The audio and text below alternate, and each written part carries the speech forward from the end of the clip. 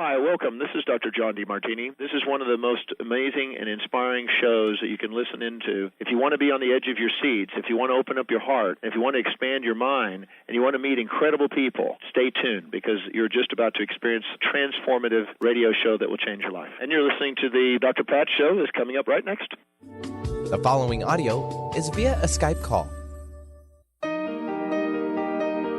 Welcome to the Dr. Pat Show. Talk radio to thrive by. Powerful, inspiring, and coming to you live, bringing you stories of people like you and me, busting through and living life full out. Get ready to dare to wonder what your life would be like if you knew you could not fail.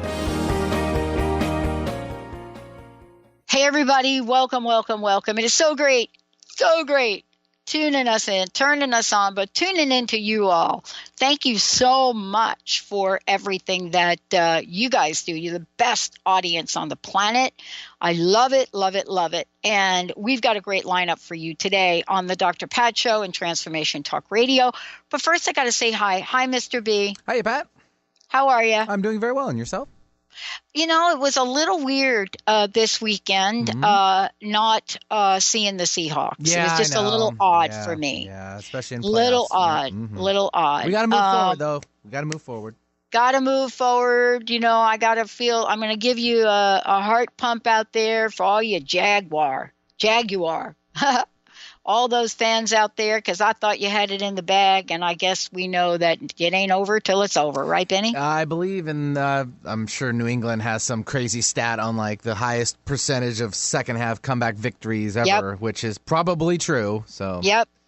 Never underestimate them is what I'm trying to say. Yep. And dare I do say this to one of my greatest fan support team in my early young life, the what Eagles? I know who you're referring to. I don't know who's going to win this one. It's going to be a good game. You know, I have an old interview with one of their former running backs, Deuce Staley. Mm-hmm. I'm probably going to bring that up and pop that in here over the next couple of weeks. But, you know, tis the season. It really tis the season. You know, beyond the conundrum that I have around football, most importantly, Benny, why we play the Pro Bowl in between playoffs and Super Bowls is unheard of. But that's not what we're talking about today. We're talking about something with Rick Shapiro that is so important to me, so important to our listeners, probably one of the core, let's just say core tenets that the show has been built on. And it's about hope. Hope never dies with author Rick Shapiro. And for those of you out there, that's the title of his fabulous, fabulous book. Now, many of you know a little bit about my journey, my healing journey. And, you know, those of you out there also have heard Dr. Ronnie come on the show. You've also heard Dr. Darvish come on the show. And one of the things that happened in 2004 when I got the mystery disease is that you learn levels of hope that you've never, ever, ever experienced. That's what Rick is about. A former practicing attorney, a leading consultant, researcher, and educator in the field of safe, evidence-based, integrative, and alternative cancer treatments. That's what he and I have in common. You know, while cancer wasn't my journey path, it certainly was part of the path for so many that took this walk with us.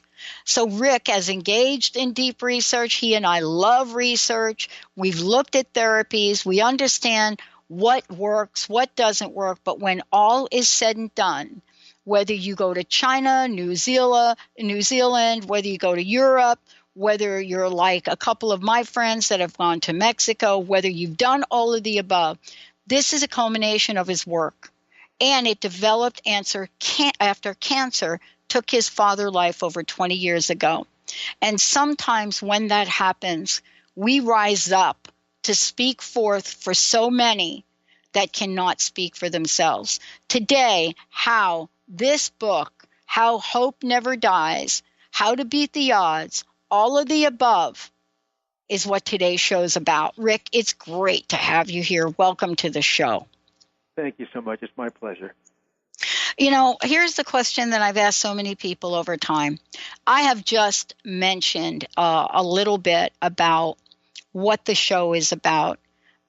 This is our 15th year. And I got to tell you, Rick, that when I started this as a woman doing a positive talk radio show back in the day, as Benny likes to say, most people gave us about 15 minutes. They said, look, seriously, nobody wants to hear what you've got to say. And then I got sick. And then my message changed. What is some of the obstacles? What challenges? What things showed up in life for you, Rick, that pointed you in the trajectory you're in now? And what are some of the gifts that you learned from the devastation of cancer and other diseases? Yeah. Well, what started this journey was an event that happened on March 29th of 1996, and that's when my dad passed away as a result of cancer. And at the time, I knew nothing about cancer. And when I was told that his situation was terminal, I felt helpless and hopeless. I knew nothing except that you fought cancer with chemotherapy, radiation, and surgery. Time went on, and several years later, in 2001, I had a scare myself, and I was told by a doctor I needed to have a biopsy on my liver, and the word biopsy is a scary word. And he had concerns I might have liver cancer because my liver enzymes were escalating rapidly. And he knew that because I had gone previously to get a life insurance test. I took a little blood work. They took some blood work out, and I wanted to increase my life insurance. So my numbers were not good. They were escalating very high. I had some discomfort around my liver. And I said to the doctor, I'll tell you what, let's wait 30 days. And this was after they had done a CAT scan, they had done an ultrasound, they took 8 vials of blood out of me, that he had concerns. I said, let's wait 30 days. And if my numbers keep going up, I'll do the biopsy. I decided after reading a few books to make some radical changes in my nutritional habits. And I kind of like the old standard American diet. I like my cheeseburgers with bacon, and I like my milkshakes, and I had ice cream 6 nights a week, and I love my french fries piled high.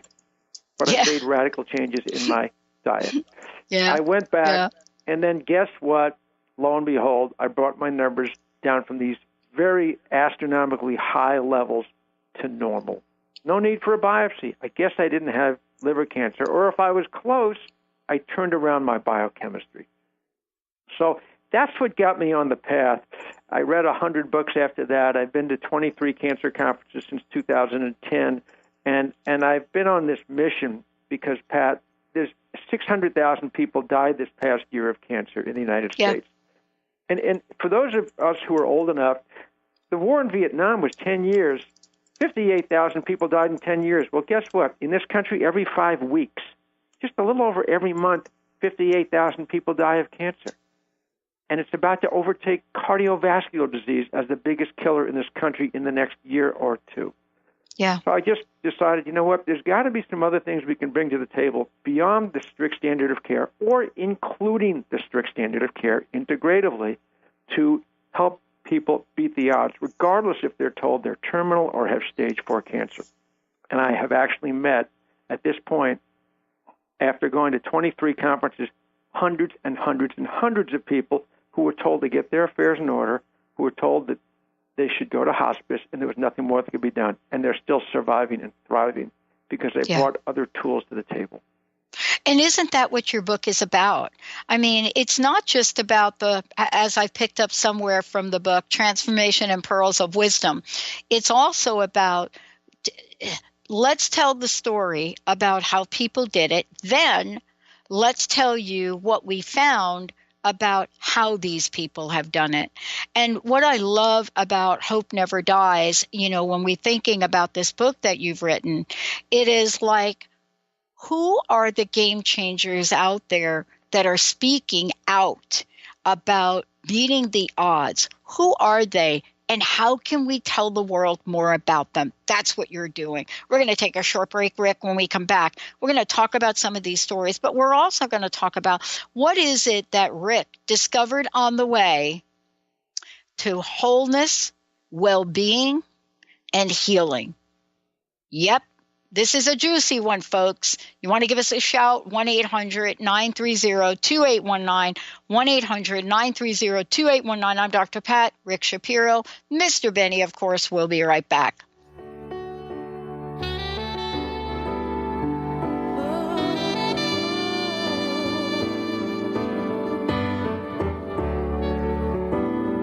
Some people place their hopes in material things.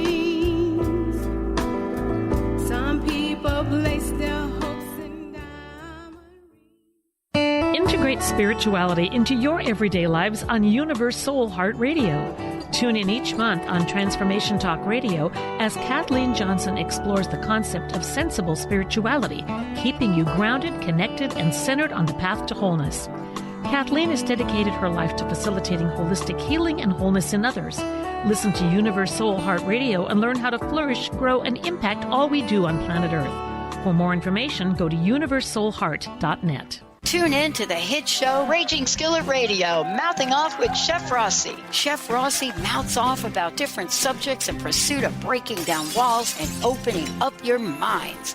She and Dr. Pat banter back and forth, taking from the headlines of the day on subjects that reach beyond what goes on in the world into your hearts. And go to theragingskillet.com to find out more and let Chef Rossi know what's on your mind. Holistic Medical Center is where you find it all. A healthy space with doctors who care, see, and listen to the whole you. Hi, this is Dr. Darvish. If you have not found an answer to your chronic symptoms, you will find answers here at Holistic Medical Center. Our doctors find the root cause of your symptoms and guide your body towards healing naturally. We transform lives from within. Visit drdarvish.com or call 425-451-0404. Are you traveling most of your day? Do you want to take Transformation Talk Radio with you anywhere you go? Well, guess what? There's an app for that. Just go to the App Store on your Apple device or the Google Play Store on your Android and search Transformation Talk Radio. Catch all of our live shows no matter where you are. Thanks for listening. Tune into the wisdom of your soul for guidance on living a joyful life. On Soul Wisdom Radio, Wendy will provide inspiration to raise your vibration and connect with your higher self and guides. Learn how to balance your ego and to progress spiritually on Soul Wisdom Radio with Wendy Rose Williams. Visit wendyrosewilliams.com or Transformation Talk Radio to learn more about a healing session with Wendy and her events and publications. The Janice Underwood Show, helping you create the life you want, not the life you tolerate. Tune in each Monday, 9 a.m. Pacific on Transformation Talk Radio as Janice delves into the life creator system and the next step in your spiritual evolution. Janice Underwood is gifted at helping spiritually minded people shift their mindsets to unleash the creator within. Our souls wish to wake us up. Those of us listening hear the call. Do you? For more information, visit janiceunderwood.com. Place their hopes in material things. Some people place their hopes in diamond rings. Some people look for money and cars. Some people find their future in the stars. Hey, everybody, welcome back, welcome back, welcome back. It's so great to have all of you tune us in and turn us on. Thank you so very much. As I said before, Rick Shapiro is joining me here today. Fabulous book. Hope Never Dies, How 20 Late-Stage and Terminal Cancer Patients, beat the odds. That's what this show has been about from day one. It's been about hope in action. Rick, before we dive deeply into this, I would love for you to please tell folks how they can get a copy of the book and how they can find out more about you. Sure. Regarding getting a copy of the book, you can buy it. People can buy it on Amazon. Obviously, that's Amazon.com. They can go to the website, which is www.hopeneverdies.com, and they can buy it through the website. Or they can order it at their local bookstore. If the bookstore doesn't have it, they can go to their local bookstore and ask for Hope Never Dies by Rick Shapiro. That's how they can access it. Mm-hmm. Yeah, and all of the above. Now, look, people look at us and they think, where do these folks come from? Why are they talking about this? Clearly this has not been your first career, neither has it been mine. But for whatever reason, on this day, today, we're talking about something that I think is pivotal in the world of medicine. Dr. Oz said something many years ago, and he said energy medicine is the next field. And all of us heard that as we were on the show, doing a show on energy medicine. And what we said is energy medicine is not the future, it's the now.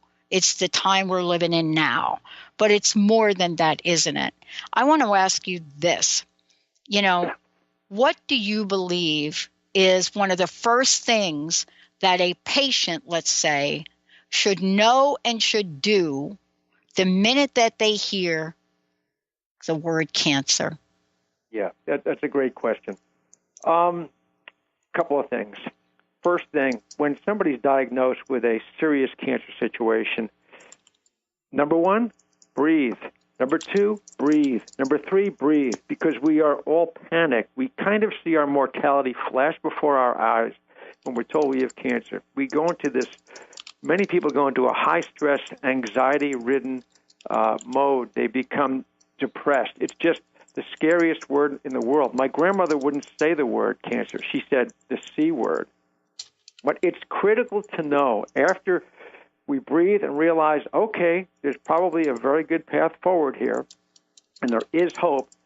Understand if somebody gives you some statistical reference and says you've got 3 to 6 months to live, or there's a 20% chance you'll be here in 1 year, you are an individual. You are not a statistic.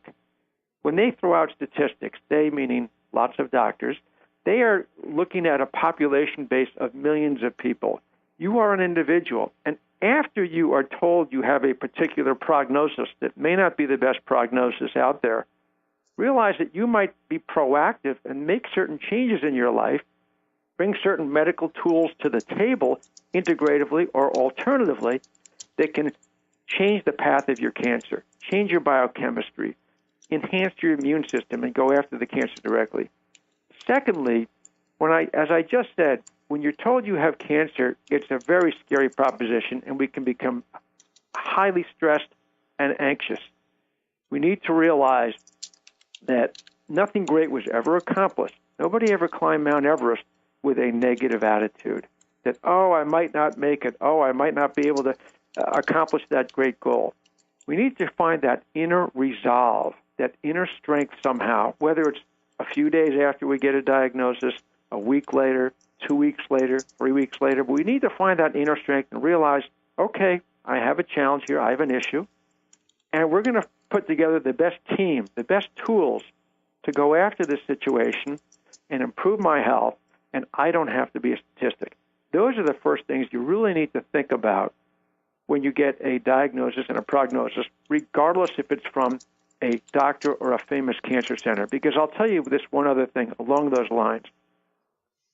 Some of the most, in fact, not just some of, the biggest and most well-known cancer centers in this country, and I don't name them specifically in the book, but I can tell you verbally that's the case, gave a lot of these prognoses and said, I'm sorry, you've got 3 to 6 months to live. There's nothing more we can do. We can arrange hospice. These are our so-called best experts. But guess what? They can be wrong, and they are wrong more often than you would think, because their approach is what I'll call standard of care. They don't know anything beyond standard of care, chemo, radiation, and surgery, and they don't bring these other tools to the table which can profoundly transform your health and change the path of or stop the cancer, and in some cases eradicate the cancer. Mm-hmm. You've done a lot of research on this, Rick, and, you've talked to a number of people. The book clearly features people that were looking at where they are, open to where they wanted to go, and willing to take that next step and that next action. When I think about some of the stories in the book, some of the people, and, what they've heard, what they've not heard, what have you, or what would you say, Rick, is one of the most optimistic and shall I say directions that has emerged in the past 10 years in the treatment of cancer. And I'm not just talking about chemo. I'm talking about the many, many various ways that insurance may not even pay for. What have you discovered? Is there a trend? Sure. What is saving lives? Yes, absolutely. And there's and we can talk about chemo because there's something that I call modified chemo, which is not exactly strict standard of care chemo, because I'm not just a black and white guy. There's gray area in all of this. But regarding other things, it can be transformational. Number one, the appropriate mind-body strategies. We just talked about attitude for a minute. We need to find a way to mitigate the stress, because stress is something that weakens the immune system. We need to have a strong immune system. That's our internal pharmacy, our immune system, if you will. So we need to have a strong immune system to detect cancer and fight cancer. So mind-body strategies are important. Number two, we just mentioned a little while ago, nutritional protocols. And I'm not talking about just having broccoli and wild salmon. I'm not just talking about having cauliflower and arugula and spinach, but a nutritional protocol approach, a strategic approach that deals with cancer issues. And there are certain specialists around this country who will look at your blood work very carefully and put together an approach that can have a profound impact on your internal inflammation, on your immune system, on something called apoptosis, angiogenesis, your blood glucose, and things that will create a body, a biochemistry that is inhospitable to cancer, that doesn't let cancer foster and be permissive and spread throughout your body. So nutritional protocols are important. Additionally, something as simple as exercise. Everybody can exercise. Even if you're in a wheelchair and you're watching TV, doesn't mean on the commercials you can't do certain exercise with your arms and your legs, and even grab a couple of cans of soup or a couple of 3-pound weights. You can do things to exercise, and exercise is really important because it can increase the flow of oxygen-rich blood to your tissues. It reduces fatigue, alleviates anxiety, and if you're having some decline of muscle mass, it can stop that decline.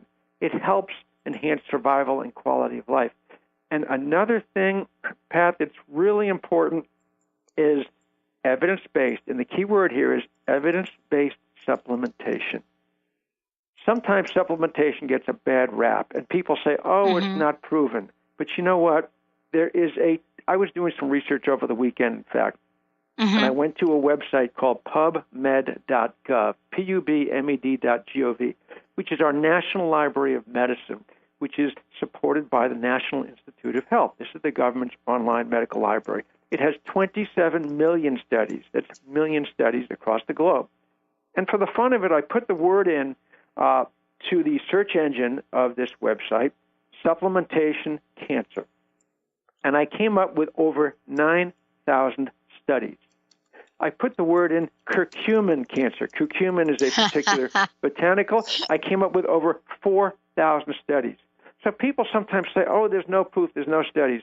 Well, guess what? There's a mountain full. There's voluminous amounts of studies that correlate with benefit to the body, attacking cancer, supporting the immune system, etc. Right. So those 4 things, mind-body strategies, nutritional protocols, exercise regimens, and supplementation. But it's important that these are brought to the table in a scientific, evidence-based way. And there are experts that can guide you, whether they're integrative medical doctors, naturopathic oncologists, or other cancer specialists who can help guide you to really transform your biochemistry and fight this thing called cancer and push it back on its heels. Those are 4 areas that I think are profoundly transformational if done correctly. Yeah. The other thing to also be careful about is, and since we're talking about researcher, and you and I are researchers, I'm a researcher as well. The thing that I caution people about, especially, for example, like a study on antioxidants, when a study comes out and it says, blah, blah, blah, antioxidants don't prove to be successful. Here's the thing you got to read in the study. First of all, they will not do a study that puts the other person at risk. So you're not going to find a study where, let's just experiment with this, even if it's going to kill the people in group A. They don't do it. And if they do it, then what they do is they don't have the basis for explaining that to people. So we tend to believe here, Rick, that a one-size-fits-all. We have to read these studies in a way where we say to people, this is not a one-size-fits-all disease, right? Number one. Correct. And so you have to read, what the studies do and what all of the above means.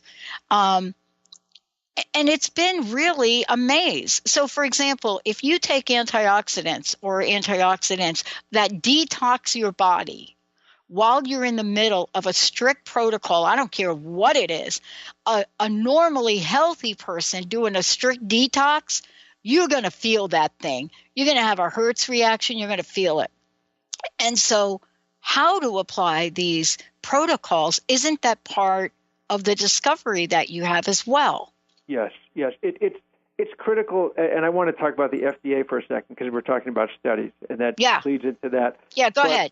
These, in my opinion, based on a lot of deep research, the best way to deal with cancer is not what I call a silver bullet approach or a magic bullet approach. Mm-hmm. The silver bullet approach came from the use of antibiotics, especially penicillin back in the day. We said, hey, penicillin, it knocks out bacterial problems, and that'll be great for the future. We'll be able to knock out cancer with the right chemotherapy.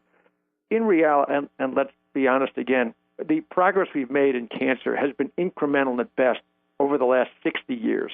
In cardiovascular disease, it's been much greater.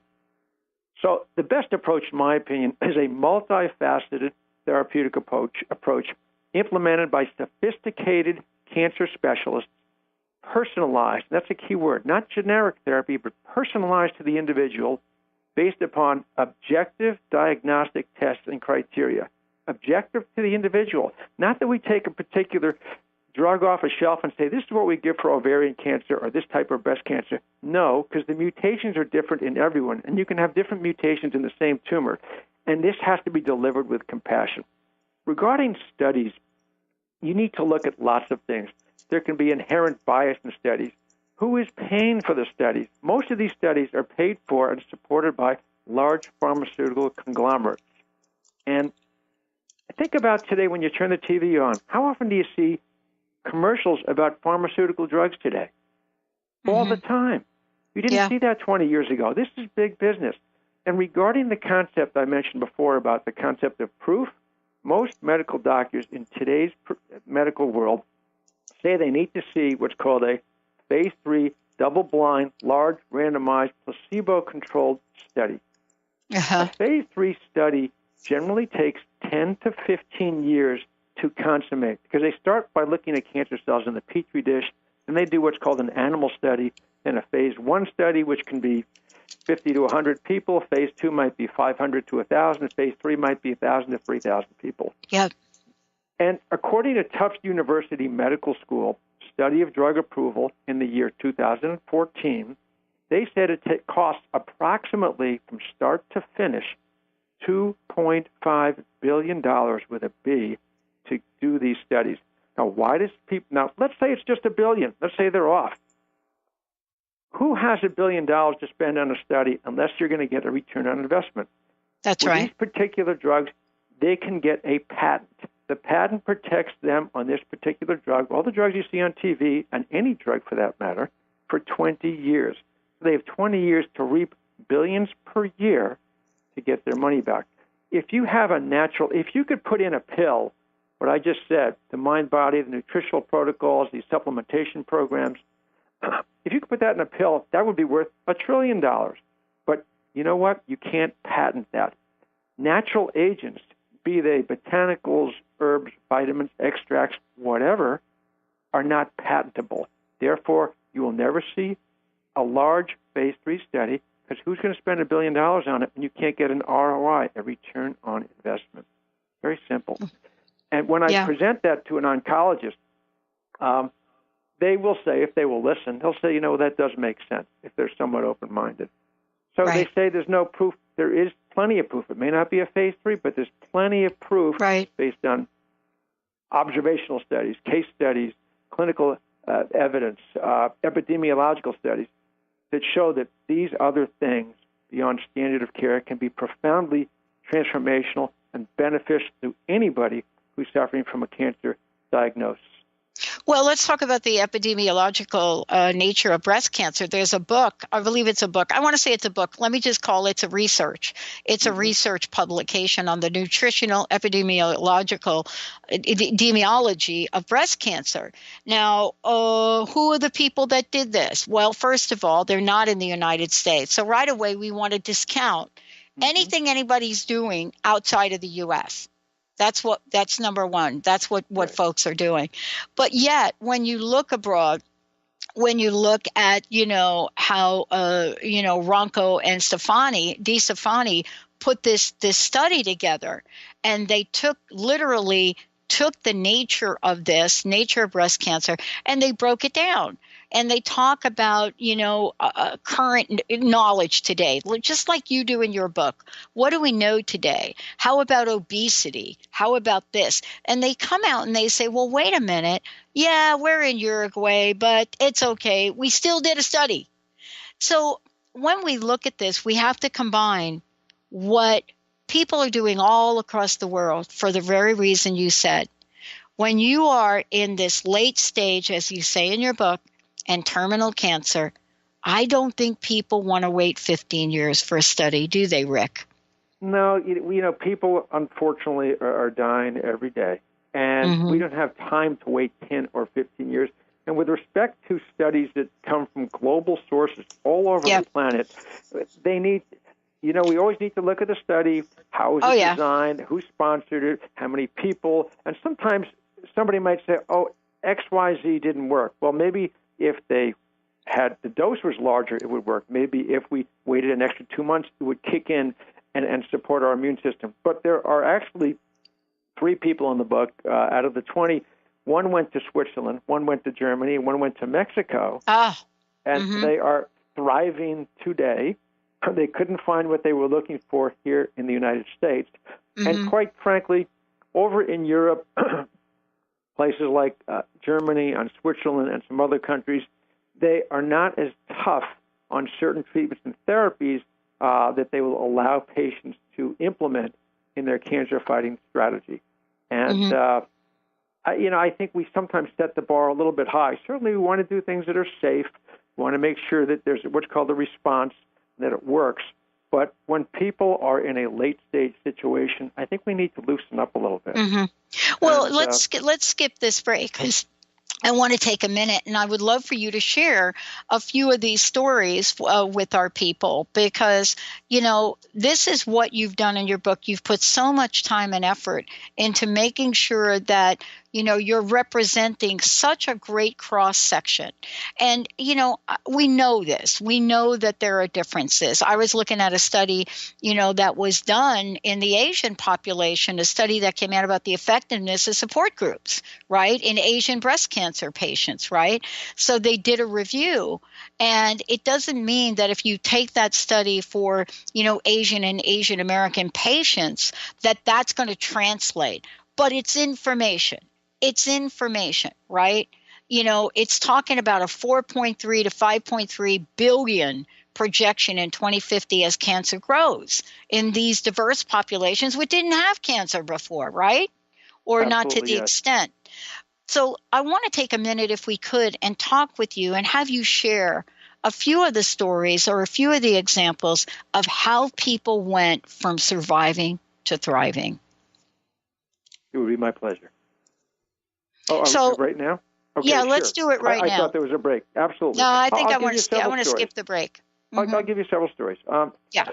Here's one in the chemo area. There was a woman named Elizabeth Pankey.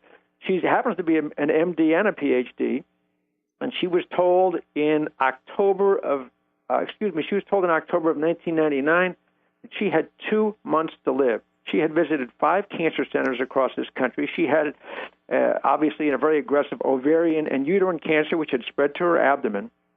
And she tried one particular type of chemotherapy. and it didn't work. And it was getting worse, and she was losing weight. She tried another different type of chemotherapy. That didn't work, and she was going down fast. It was not a good situation.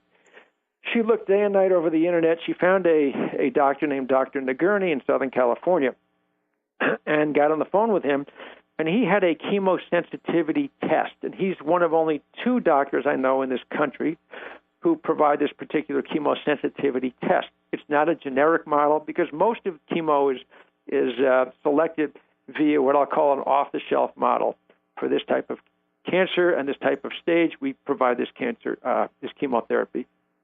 He did a tissue sample. He took a tissue sample from Elizabeth and tested it against 12 to 16 types of different chemotherapies, and one of them, which had nothing to do with ovarian cancer in terms of drug selection, melted the cancer away.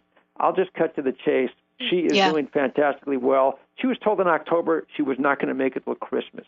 And she said in her pearls of wisdom, you must want to live. Become an advocate for yourself. And people should not lose hope. Keep on searching. Follow your heart. Those are her direct words.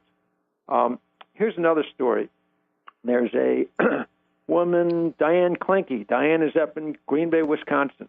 And she was told in 2004, she was told, quote, I would give you maybe tops 3 months to live. We can arrange for hospice care. Pancreatic cancer. Yeah. She did not quit. She went to a major cancer center. They confirmed the diagnosis and prognosis. They didn't give her much time to live. She found a doctor in Chicago, Dr. Keith Block, who has a comprehensive integrative cancer center. And Dr. Block brought to her a variety of different treatments and therapies, which included major nutritional changes, supplementation, mind-body, exercise, and a certain type of chemo, what's called chronomodulated chemo. Chrono as in the word chronology, as in the word timing. And she would get chemo when she's in the produce section from a little port because his perspective is that the timing of when you get chemo is extremely powerful because cancer cells are more vulnerable at certain times of day. And she would get her chemo at certain times of day over time. And he states that there are 40 cancer centers in Europe that provide this, but nobody in the U.S. And lo and behold, that was in 2004 when they said she should go to hospice. She's doing fantastically well. I talked to her the other day, and she said, quote, you must make your body inhospitable to cancer. Diet, supplements, chemo, the way Dr. Block does it, exercise, prayer, and other reasons are why I am here today. She also said you must change your life. And in fact, in 2006, she was interviewed by Sanjay Gupta of CNN. Mm-hmm. Yeah. Would you like another story? Well, I want to take a short break now, Benny, if we could. And when we come back, again, I want to make sure people know how to get a copy of the book. And I want to talk with you about some of the things you mentioned in the book. You know, if you could look at the questions, the options, the direction to go, if you were sitting there and you heard those words, what would be the next 3 things that you might think about doing? Now, many of us that have heard the diagnosis, we know we go to fear. But where does hope step in? That's what Rick Shapiro is going to talk about, everyone. Stay tuned. We'll be right back with the show. You're listening to the Dr. Pat Show. I'm Dr. Pat. Rick Shapiro is my guest. Hope Never Dies is the book. It's incredible. The stories are amazing. As a very close friend of mine said, sometimes it just takes chutzpah. We'll be right back.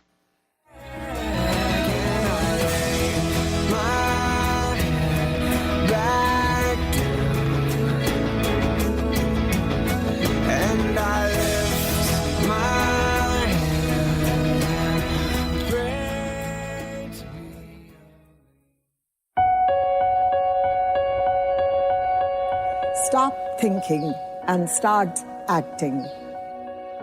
And I'll tell you what repeated thinking does. It doesn't help you in creating your dream life. It actually creates a lot of unconscious stress. So remember how it feels when you think of something, but you don't do it. I want to call the doctor. I don't. I want to read a book. I don't. I want to go see a friend. I don't. I want to go on a diet. I don't. So there's many things where you think of something and you don't do it. And what happens is that when you don't do it, it creates a stress. Also undermines your own strength and confidence in yourself. So it's really important to get going. You have a thought, act it out, and you're done.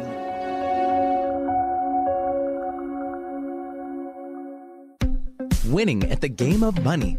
Lynn Brown is now offering Full Spectrum Finance, a progressive 12-month program that will help you to navigate through the mechanics of financial expansion. Finally, a financial planner who looks at the full spectrum of money and abundance. Engage you in the mental, physical, and energetic aspects of finance. This is Full Spectrum Finance. Are you ready to get into it? For more information, go to fullspectrumfinance.com. How would you like increased health and vitality? How would you like to avoid the onset of disease as well as slow the aging process? This is all possible through a simple, safe, and natural process. Every day we are either moving toward wellness or away from wellness. Hi, I'm Mary Jane Mack. I'd like to be your partner in achieving optimal health. Contact me now at maryjanemack.com or call 425-392-0659. Visit maryjanemack.com. Do you want to heal your body and mind?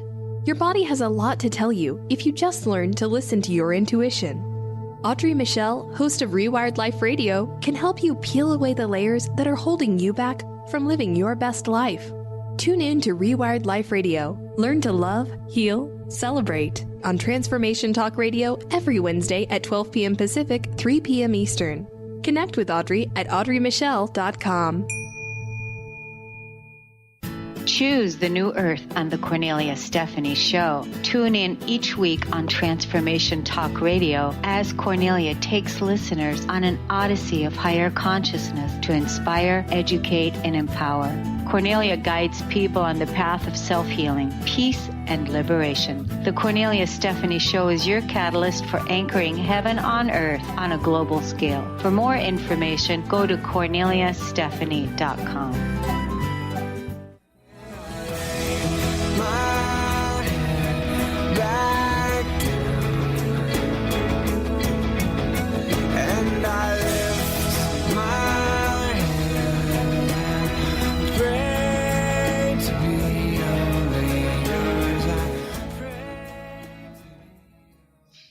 Hey everybody! Wow, I'm just saying I could spend hours talking to Rick about his book and the stories and the journeys he's been on. You know, as Dr. Roz has said about the book, riveting and richly engrossing stories of courage. And the notion of never say die. I love that. Hope Never Dies. This is the book by Rick Shapiro. And before we go ahead, Rick, I want folks to know, how can they get a copy of this book? And for those of you out there, every one of us knows someone that is sitting in the middle of a cancer diagnosis. Or if they're not today, they have been. And so this is the kind of book that you want to share with people to help them rise up. How can people find out more about you and also get a copy of the book? Yes, they can purchase the book through Amazon at Amazon.com. They can go to the website HopeNeverDies.com and buy the book through the website, or they can order the book at your local bookstore throughout the United States. And there's information about me, certainly, and my background on the website, HopeNeverDies.com. Yeah. Well, what if they want to talk to you? I mean, is there a way for people to call you? How are you doing that? The first way to contact me, you can do it through the website. There's an area where I think it says contact, and you can write what you want to talk about or your contact. Give me your contact information. I'll get back to you. If you have an issue or a challenge, just get to me through the website initially, and then we can open up the dialogue from there. I love it. One of the things I love about this is these are stories about people, and you must have discovered along the way certainly what everyone had in common. But there have been things that you've put in the book to guide all of us. You know, everything from the questions to ask your doctor to the journey to explore the world of possibilities. Can I just ask you, based on the stories, what have you found some of these people had in common? What are some of the questions perhaps that they asked that many of us didn't even know to ask? And more importantly, how have you seen the way that they've connected to find their surviving moment or magical miracle moment that saved their lives? Big questions, but I just want to make sure we get it in, Rick. Sure. Obviously, when you first find out, as we mentioned, that you have cancer, don't forget to breathe. And that there is absolutely, I'm here to tell you, there absolutely is hope. You are not a statistic, and because some doctor tells you you've got a limited time frame, don't believe it. There are so many examples of people who are here and thriving despite the fact they were told that they had a short-term time frame, including one woman in the book, 3 to 6 weeks, not months, weeks. Mm-hmm. I think reading stories about people, knowing that others have traveled this road before you is really helpful, to know that there really is hope and that you can thrive. And it's important to ask questions. It's important to ask questions when you go to that meeting with the oncologist. Don't be intimidated. It can be a little scary, I admit it, and go to that meeting with somebody, at least one or two people who can listen carefully. But don't be afraid to ask questions. Bring a notepad and ask questions about whether this particular doctor has a great amount of experience with your cancer situation. What have been the results of the treatments that he or she is recommending? Find out about whether or not there is evidence indicating the efficiency and effectiveness of these treatments long term. Ask questions about whether the goal of your seeing that person is to cure you, to control the cancer, to slow the progression, or is it palliative? And the word palliative basically means that they don't see that it's curable and they just want to make you feel better in the near term. Ask them about side effects, because there are so many things you can do in the integrative and alternative world to mitigate and control side effects from some of the harsh treatments that are part of cancer care. There are certain botanicals and fasting exercises and acupuncture and other things that can lessen side effects. So ask about those things and how they think that they will mitigate side effects. Ask the doctor if he or she will work with somebody who has complementary treatments and therapies to offer. And I think that's absolutely critical. If they have a very narrow perspective and say, no, we do it our way and we won't work with anybody who recommends nutritional strategies and exercise regimens and supplementation programs, and we will not work with them, then I would say go find another doctor, because you want to bring all the tools available to your situation to enhance your outcome and bring these beneficial treatments, and they are beneficial. Ask about risks of these particular treatments. Ask them to define what they mean by, well, we're going to have a good result. Well, what does good result mean? Sometimes they will talk with vague language, and get specific answers. Don't be afraid of the answers. Information is empowering, and we want to be empowered with knowledge. And another thing which is critical, make sure you feel comfortable about that doctor, the transparency of that doctor, whether he or she has good communication skills, seems to be forthright and straightforward with you. Ask them about their goals and objectives. Again, is it to cure you? Is it a palliative intent? What is it? And you want to know that doctor has a fighting spirit about you, a positive attitude about your situation, and treats you not as somebody who's, oh, that's the breast cancer patient. No, you're a patient who happens to have breast cancer or whatever cancer it might be. And that he or she is open to a team approach and all therapies that can be beneficial for you. It doesn't take a narrow, siloed perspective about this whole area of what to implement going forward. But those are critical questions to ask. And we have 83 questions in the book laid out. I don't intend that someone's going to ask 83 questions. It's a guide, and it talks about financial issues, definitions of success, integrative and alternative care, efficacy of treatments, the experience of the doctor, the nature of the treatments, the safety of the treatments, et cetera, et cetera. But go on with knowledge. Knowledge is power. I love it. And by the way, Ann, I know you just called our office, and thank you for doing that. We're actually going to get you a copy of the book. So Linda's right on track with that. It's so rare that people actually dial the office and not into the show, but this is really the energy that you've created in helping people. And hold on, Linda, we'll get back to you. We'll get you a copy of the book. And yes, is there another website? Apparently people want to know more about you. Folks, I guess, want to chat with you. Because this is such an important dialogue, right? You're representing the story of people that beat the odds. I'm here because I beat the odds. You're here because you've seen what it takes to beat the odds. We have to help people become armed with body, mind, spirit tools, right? And that's what you've done so beautifully. I want to ask you this last question and have you talk to this. Where do we begin? Help people in the last few minutes we have left, Rick. Help guide our listenership to where they can begin. I think it comes down, without getting too technical, but with the nature of the book, the concept of hope. If you have cancer, hope. And don't let fear guide you.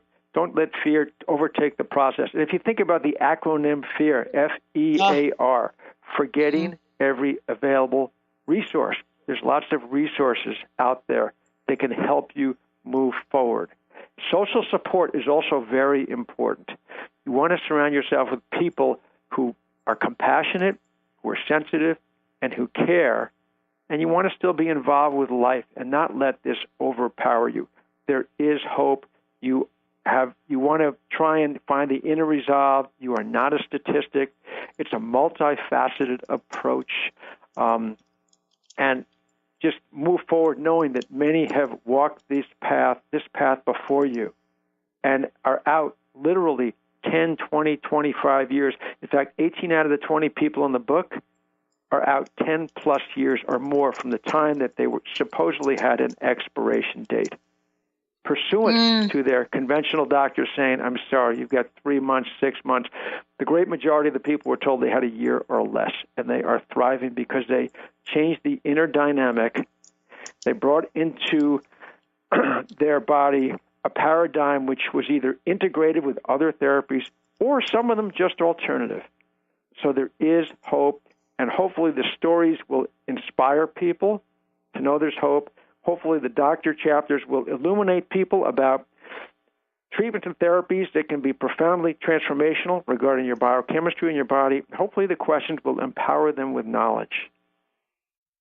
I'm telling you, after reading your book, and I have read it, I need to go back here because there is something so profound about the questions, the levels you ask, every story, everything from macrobiotic approaches to what effect does that specific diet have, to how to create the mind and the spirit that can overcome any disease. I know that this book is for cancer patients as it's written, but it is a book that is about hope, never dying for all of us. Rick, thank you so very much for today. Last question, personal message. What would you like to leave us with? Move forward. Move forward with a positive attitude. Don't believe everything you read. Don't believe everything you hear. And science is constantly evolving and changing, and nobody knows it all. So just go forward with an open mind. No one knows it all, and don't be afraid of the future. Yeah, boy, I am loving this. Rick Shapiro, everybody. Hope never dies. Lots of information. And Rick, I got to tell you, this book is going to be life-saving for so many people. Thank you for the courage to write it and for the robustness in your heart to bring it forward. Thank you. It's my pleasure. We're going to take a short break, everyone. We're not done. Not done. I told you. This is about thriving today. Stay tuned. We'll be right back. Lights go out and I can't be saved. Tides that I tried to swim against pulled me down upon my knees. Oh, I beg